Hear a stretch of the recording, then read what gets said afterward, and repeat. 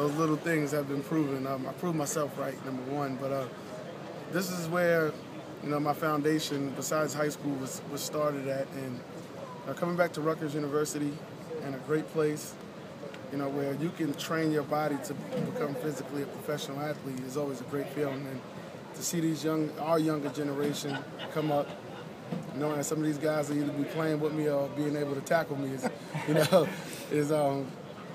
quite impressive because not only coming from Rutgers, there's NFL players, but you got NFL stars, and not just including myself.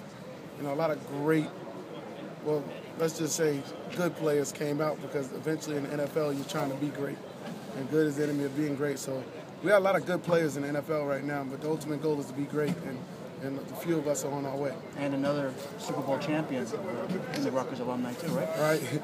Can't forget the Super Bowl. I mean, see, it's one of them things where you're just excited and happy enough to bring it back and share it amongst the kids in our Rutgers family. It's something that being a Super Bowl champion, you can't hide it. Everybody knows. So coming back here and sharing that moment really feels good. Ray, you're obviously proving all these guys wrong, these scouts. You tell all the young guys here to work and don't worry about what they tell you that you can't do? Yeah, you gotta come here and believe that every scout is here and to look at you. It's your show, it's your pro day. This is one of the few times where I would say be selfish and think about yourself before worrying about the next guy next to you. Because this is an audition for a job.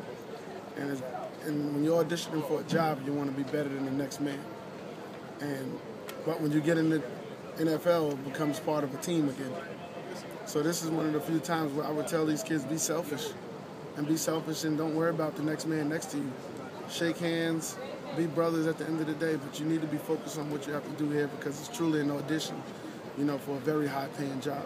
Ray, what are your thoughts on Juwan, coming out and, with the comparisons to you? I think he's a great back. Some team will get him, and he has to be able to adjust to the NFL, really fast. And I love this game, and I think he's a hard-nosed player. But the thing is, you don't go into the NFL perfect. I've never said Ray Rice was the perfect running back in the NFL. The team that gets him will mold him. He'll become a better player. He'll learn how to take care of his body. He'll do different things different. The thing that's kept me around for a while is that I learned how to take care of my body. And that comes with time. Because you're not in school no more. Your afternoons is different. So when you get out, you got to study more film. You got to take care of your body. Nobody's going to be there to babysit you no more. What Ray? Because you were talking earlier about learning the tricks of the trade. Could you just talk about this season and how you held up and this being your 6th year? Yeah, I mean the tricks is the little stuff. I call it just little stuff, little body maintenance. For me, it was just the little stuff that they're taught to do here, but you probably take it for granted while it's here. But when you get in the NFL and you realize that it's your job, it starts to make sense. And that's one thing that was great about Rutgers University. And when you had Coach Shiano and now Coach Flood, they're going to tell you what to do to take care of yourself, but it's up to you to do it. And they can't go to class for you.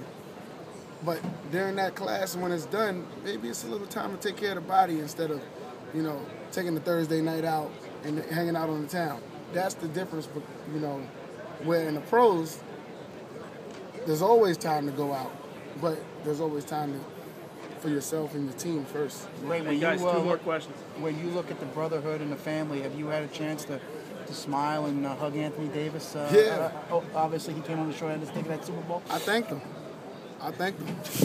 Not even for the win and the loss. Anthony Davis is one of the reasons why, I left college.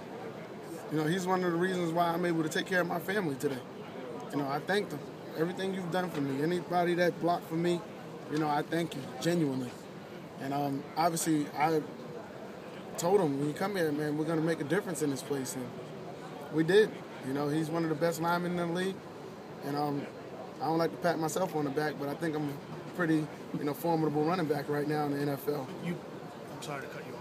You come here, obviously you're part of this family. Your family back in Baltimore is going to look a lot different. It turns out everybody likes a Super Bowl champion and wants players from that champion.